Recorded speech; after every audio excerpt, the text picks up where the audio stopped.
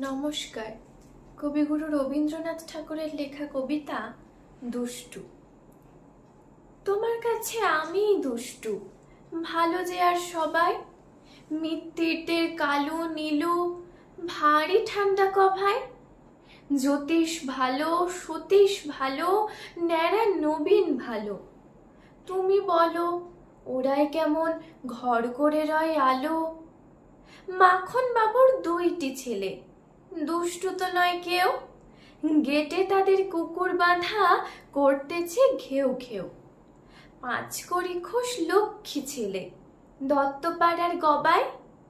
তোমার কাছে আমি দুষ্টু, ভালো যে আর সবাই। তোমার কথা আমি যেন শুনিনে কখনোই।